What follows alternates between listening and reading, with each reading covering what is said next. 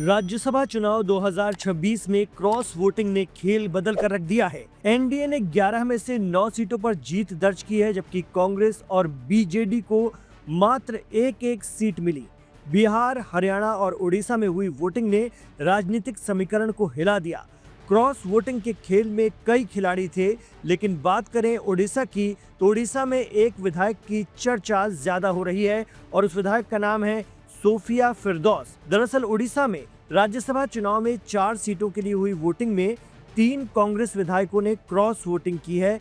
इनमें सोफिया फिरदौस भी शामिल हैं। बाराबती कटक सीट से कांग्रेस की विधायक सोफिया फिरदौस ने खुली बगावत करते हुए पार्टी के संयुक्त उम्मीदवार डॉक्टर दत्तेश्वर होता के खिलाफ बीजेपी के निर्दलीय उम्मीदवार दिलीप राय को वोट डाला।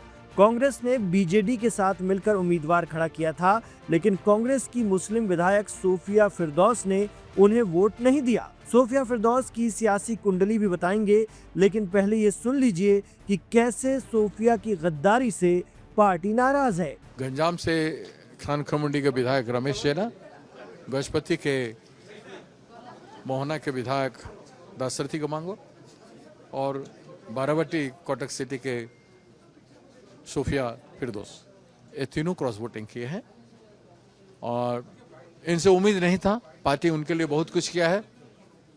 गजपति में 2 बार उसको डिस्ट्रिक्ट प्रेसिडेंट बनाया गया और विधायक बने हैं लगातार। पार्टी ने उनको टिकट दिया, सब कुछ पार्टी ने किया है उनको, वो खुद को बेच दिए। दूसरा, रमेश जैना से ये उम्मीद नहीं था। एक दबंग नेता करके वो गर्व करते थे, सब लोग बोलते थे बहुत अच्छा नेता है। अच्छा नेता ऐसा काम नहीं करते, खुद को वो मिटा दिया।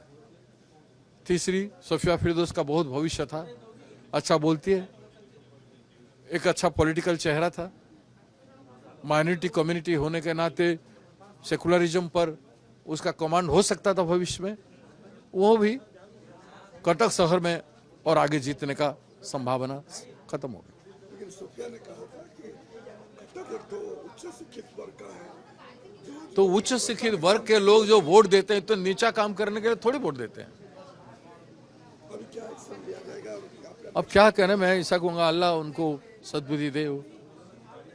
मेरे लिए तो बेटी जैसे है, मैं उसका बुराई तो नहीं सोच सकता। विधानसभा के लिए क्या रहेगा, क्या लिख के देंगे उनका? हम उनको मेंबरशिप से डिस्क्वालिफिकेशन के लिए करें। 10 शेड्यूल की वायोलेशन स्टेट वे में किए हैं।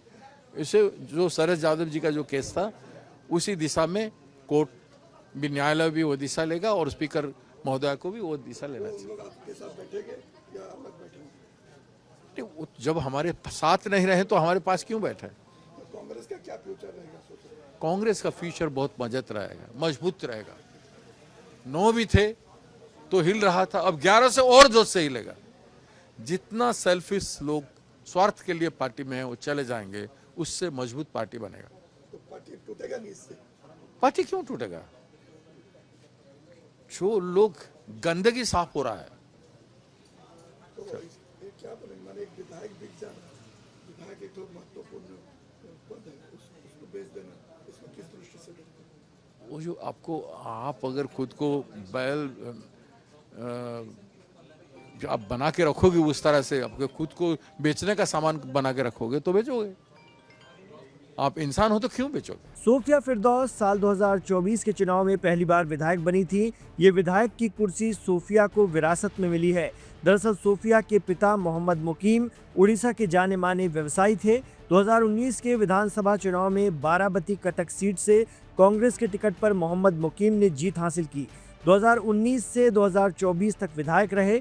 2021 में सोफिया के पिता मोहम्मद मुकीम ज्यादा चर्चा में आए थे, जब उन्होंने बीजेपी नेता और सांसद संबित पात्रा पर मानहानि का मुकदमा दायर किया था। इसके बाद साल 2024 में मोहम्मद मुकीम धोखाधड़ी के मामले में दोषी ठहराए गए। कोर्ट ने 2019 के चुनाव को भी रद्द कर दिया, क्योंकि उन पर गलत तरीके से आपराधिक मामले छिपाने का आरोप था। इससे वो 2024 का चुनाव लड़ने में अयोग्य हो गए। अब नंबर आया उनकी बेटी सोफिया फिरदौस का। IIM से पढ़ी इंजीनियर बेटी पिता की विरासत को संभालने के लिए 2024 के चुनावी दंगल में उतर गई और बीजेपी के पूर्णचंद्र महापात्र को 8001 वोट के अंतर से हराकर जीत दर्ज की। लेकिन बेटी के चुनाव जीतने के बाद पिता मोहम्मद मुकीम कांग्रेस के खिलाफ ही बोलने लगे। जिसके बाद कांग्रेस ने मुकीम को पार्टी से निलंबित कर दिया और अब बेटी ने राज्यसभा चुनाव 2026 में बड़ा खेल कर दिया। पार्टी के खिलाफ जाकर दूसरे पक्ष के उम्मीदवार को वोट डालकर चली आईं। अब बेटी पर भी पार्टी कार्रवाई कर सकती है। हालांकि राज्यसभा चुनाव की वोटिंग से ठीक पहले सोफिया फिरदौस ने मीडिया के सामने आकर अपनी ही पार्टी के खिलाफ खुलकर नाराजगी जाहिर की थी। सोफिया का आरोप था कि पार्टी आलाकमान ने इस फैसले से पहले विधायकों से कोई चर्चा नहीं की और न ही उनकी राय ली।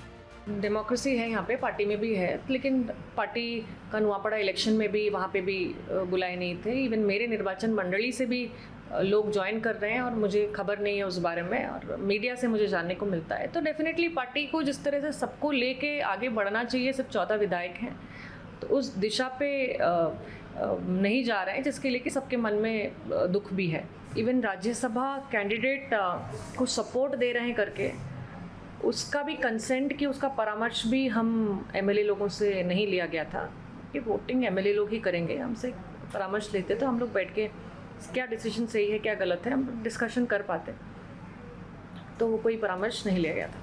इसके अलावा क्रॉस वोटिंग को लेकर सियासी गलियारों में विपक्ष की नेता क्या कुछ कह रहे हैं, आपको सुनवाते हैं। देखिए, ये क्रॉस वोटिंग हमेशा होती है, बिहार में हो गई।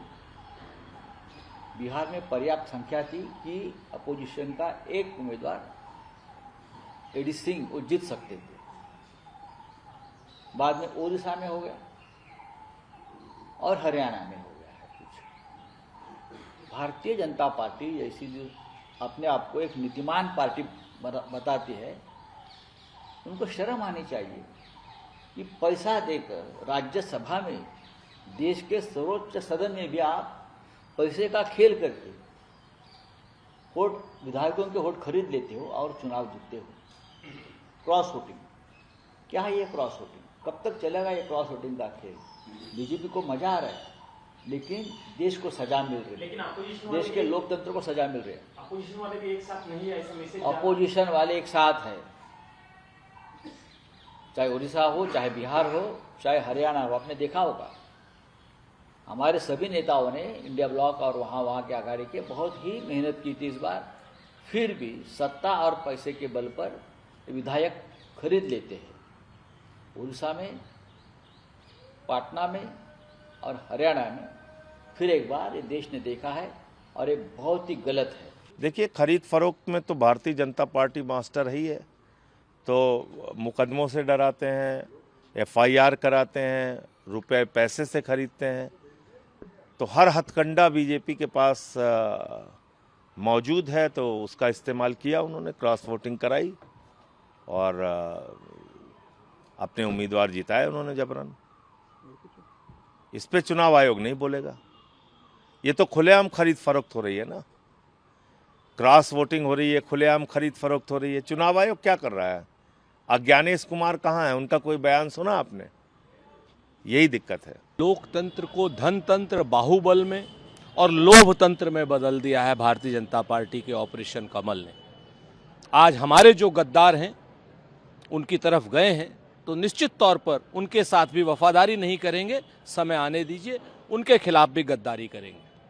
जिस तरीके से भारतीय जनता पार्टी के लोभ और लालच में आकर हमारे गद्दार विधायक गए हैं, उनके खिलाफ कड़ी कार्रवाई होनी चाहिए, क्योंकि पार्टी ने उनको सब कुछ दिया, पार्टी ने उनको विधायक बनाया, पार्टी ने सिंबल दिया, पार्टी ने टिकट दिया।